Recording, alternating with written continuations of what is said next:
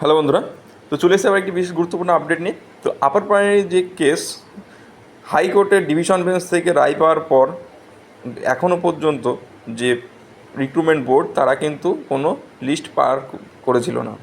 এই লিস্ট বার না করার পরেই তখনই কিন্তু সবার মনে একটা প্রশ্ন উঠছিল যে সুপ্রিম কোর্টে কেস হবে কি না, কিন্তু যেটা সবার মনে প্রশ্ন ছিল সেটা কিন্তু হয়ে গেছে। সুপ্রিম কোর্টে মামলাটি আবার চ্যালেঞ্জ হয়েছে। তো মামলার ডায়েরি নম্বর কত, পিটিশনার কে আছে, কবে রেজিস্ট্রেশন হয়েছে, তো সমস্ত কিছু কিন্তু তোমরা এতে জানতে পারবে ভিডিওটা সম্পূর্ণটা দেখলে। তো তার জন্য অবশ্যই বলবো সবাই ভিডিওটা সম্পূর্ণটা দেখুন এবং দেখার পরে যদি ভালো লাগে লাইক করবেন এবং নতুন হলে সাবস্ক্রাইব করে দেবেন, আর হেল্পফুল মনে হলে বন্ধুর সাথে শেয়ার করে দেবেন। প্রথমত ডায়েরি নাম্বার হচ্ছে 42541/2024।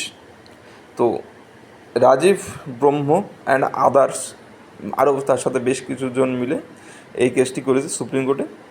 তো এর যে এসএলপি নাম্বার সেটা কিন্তু এখনও দেয়নি। এটি রেজিস্ট্রেশন হয়েছে 15/9/2024 রাতে।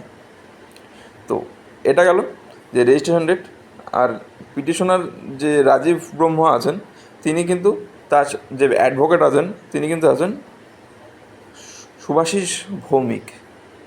তো বন্ধুরা, যে কেস এটা কিন্তু আবার সুপ্রিম কোর্টে কিন্তু কিছুদিন আবার ঝুলবে।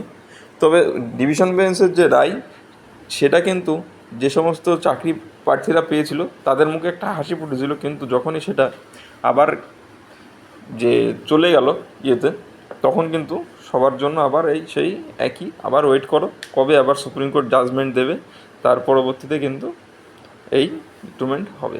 তো আমরা দেখেছি এরপর আগে যে সমস্ত রিক্রুটমেন্টগুলো নিয়োগ সংক্রান্ত সুপ্রিম কোর্টে চ্যালেঞ্জ হয়েছে সেগুলো কিন্তু সবই ঝুলে আছে, এখনও কোনোটারই জাজমেন্ট আসেনি। সবগুলোই ভিতরে ভিতরে তদন্ত চলছে। সিবিআই যেগুলো তদন্ত করছে, মানে যে যার মতো তদন্ত করছে, যে সমস্ত তদন্ত সংস্থা তারা কিন্তু নিজেদের কাজ করছে এবং সুপ্রিম কোর্টেও ডেটের পর ডেট আসছে, সেখানে হিয়ারিং হচ্ছে। তো এটা হলো ব্যাপার। তো এখন দেখা যাক এই কেসটি সুপ্রিম কোর্টে পরবর্তীতে নেক্সট ডেট কবে দেয়। যখনই নেক্সট ডেট দেবে কিন্তু তোমরা এই চ্যানেলে আপডেট পেয়ে যাবে। তো তার জন্য বলবো অবশ্যই চ্যানেলটি সবাই ফলো রেখো। তো বন্ধুরা, ভিডিওটা যারা সম্পূর্ণটা দেখলে তাদেরকে অসংখ্য ধন্যবাদ। যদি ভালো লাগে অবশ্যই লাইক করুন।